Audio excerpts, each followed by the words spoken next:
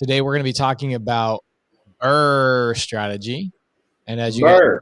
know that we hate the BRRRR strategy, but we ironically use it frequently. So we're going to be talking about it. Cody's been really doing a phenomenal job inside of our business, taking deals that we've purchased with Creative Finance and converting them into BRRRR deals. And the reason being is we have some balloons on some of them. And I think one of them is just kind of a funky deal in the first place. We have a lot of cash tied up in it.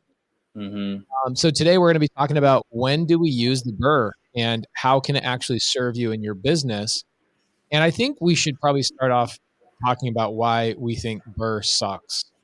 I would say the number one reason why I don't love the BRRRR is because everybody talks about it like it's a beginner strategy, when it really is not a beginner strategy whatsoever. It is so challenging and the requirements are so intense that if I'm brand new, right, Cody, I'm sure you get DMs all the time like, how do I get started in real estate?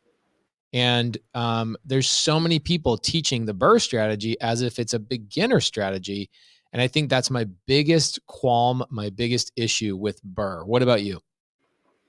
I would say just the amount of time it takes to do one of those deals, especially if you don't have a team, how time intensive that becomes for you, just doing one without a team.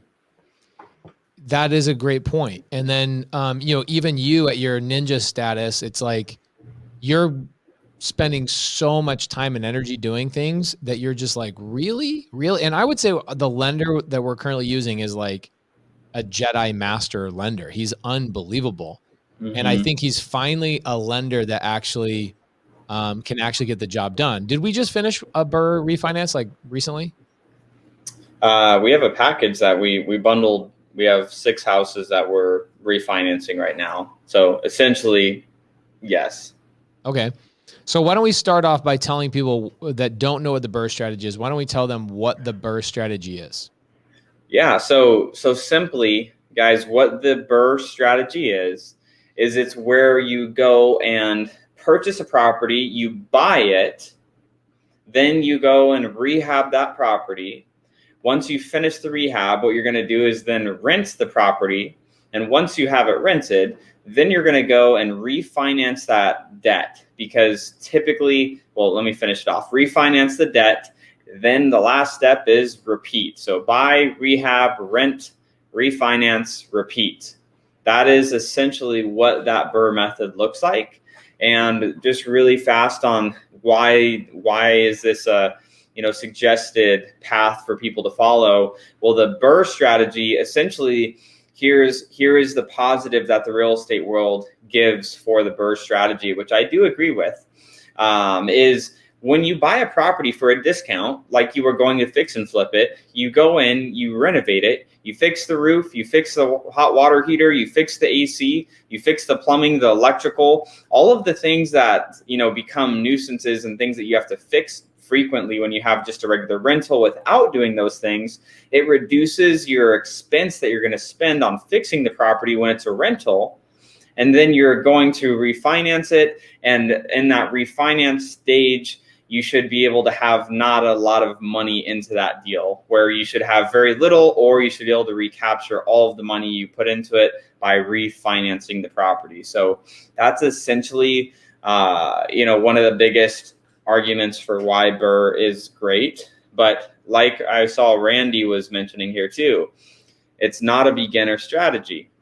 That's really it. And Daniel had a good point. It's a fix and flip that you refi instead of sell. Yes, basically it's a fix and flip, then you rent it, then you refinance it. I really do like that description, actually. It's a fix and flip that you refinance instead of selling. Yeah. So here's, like, people talk about BRRRR, going back to one of the reasons I don't like it. My reason was it's not a beginner strategy, even though people talk about it as if it is. Your reason you don't like the BRRRR strategy, and we're going to jump into all the reasons we do like it. Okay, so stay tuned. We will talk about the reasons we do like it. But Cody's reason was it takes up a tremendous amount of time and resources for one deal. Whereas, like, here's what's funny. Hold on a second. We closed on 4 creative finance deals last Friday, 4 in one day. And the amount of time and energy that these 4 deals took right here are these 4 deals are probably 1/10 the amount of work as one BRRRR deal. So I would say the amount of work that goes into one BRRRR deal is 40 times greater, literally 40 times greater than one creative finance deal. Okay. The time that's needed, the resources that are needed. And we're going to jump into like, what are the resources right now? Let's talk about that. If I'm a beginner, what do I have to plan on needing to do the BRRRR strategy? Let's jump into that for just a second.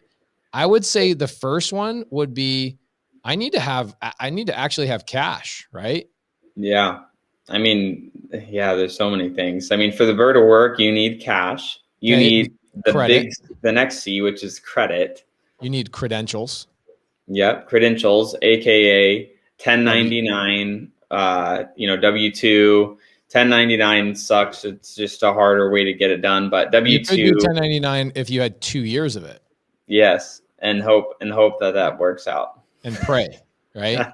So you need cash. Okay, cool. You Mm-hmm. could use a private lender here, so I'll give them that. Mm-hmm. Credit, there's no way around No getting having around credit that. here, right? If Yeah. you don't have great credit, what would you say is the minimum credit score that you need here? So the minimum credit score with the lender that we use for these, it's 680. 680 is the minimum that they will even have a conversation. But that's when we look at that, it's this lender requires 680. I mean, some of the lenders, it's like you need 680 plus you need to show them the last 2 years of deals that you've done or last year of deals That's that you've exactly it, guys. Credit is not just your score. Credit is right here. It's your history. Credit is your credibility. Our lender, which is a really good lender, I'm going to tell you right now, it's the only lender that we found, and Cody found this lender, so thank you, Cody. It's the only lender I've found that actually says he's going to do something and does it. Everybody else we ever talk to, it's the same story. Yeah, we can do this. We can do that. We can, create a loan where you have this or that or whatever. And it always is a dupe, a snoop and dupe. Okay. They make you start snooping around and then they dupe you right at the last second. They go, oh, sorry, our rates changed or our down payment requirements changed or, oh, sorry, I forgot we don't lend on these types of homes. And you're like, dude, I've been literally working with you for months. The cash that you have, a lot of times people will say, oh, well, if you do the BRRRR strategy, okay, you can, when you refinance, you get 100% of your money back.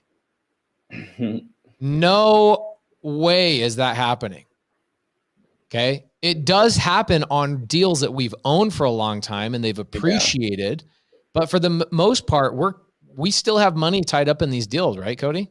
Yeah. I mean, typically what I'm seeing on the ones that we're putting together, we're still going to end up having, around $20,000 to $30,000 tied up in some of those. I mean, we have the one Coolidge property that when we refinance that one, I mean, we'll get cash out, but that's a special case because of how big of a renovation and how, we've had that under contract for 2 years, but yeah. Oh yeah, there you go. So BRRRR, here's the challenge is that BRRRR, people talk about it as if it's a beginner strategy. We already know this is not a beginner strategy. Okay. Because beginners typically don't have resources. They don't have cash. They don't have credit. They typically don't have a W-2 income, right? These people are, starting their journey in real estate full time. And then what happens is that they teach that your cash out, you get all your cash back, where you get all your money back and then you can go do it again. Guys, that is not what is going on in BRRRR. I would say 1 out of 20 deals gets all their money back. Would you say that's about an appropriate ratio?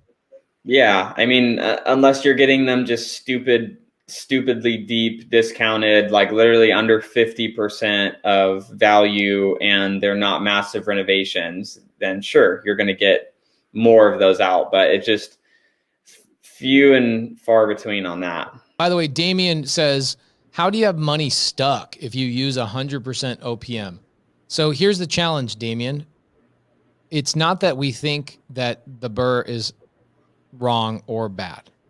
The challenging thing is I see people joining mentorships with BRRRR that are spending $10,000, $25,000 thinking that they can get all their money out on deals. In order to get all of your money out of a BRRRR deal, I think you've got to buy it about 50 cents on the dollar. Is that about the appropriate number, Cody, would you say? Yeah, give or take, depending on how much renovation it's going to need and some things like that. But yeah, you got to buy them deeper if you want When to was get the all your last time anybody bought a deal 50 cents on the dollar? We've bought a couple of, I think Coolidge, we bought 50 cents on the dollar because we sat on it for 2 years. Yeah. At the time we bought it at 75 cents on the dollar, but we were in a Yeah. lawsuit for 2 years and it appreciated. But beyond that, have we bought a deal or any of our friends bought a deal at 50 cents on the dollar that we could literally get all of our money out of the deal when we refinanced? I think Mesa Drive would have been one if we did that one, but we never did. I mean, I think we get a couple of those a year. Most of them are not like that. Right.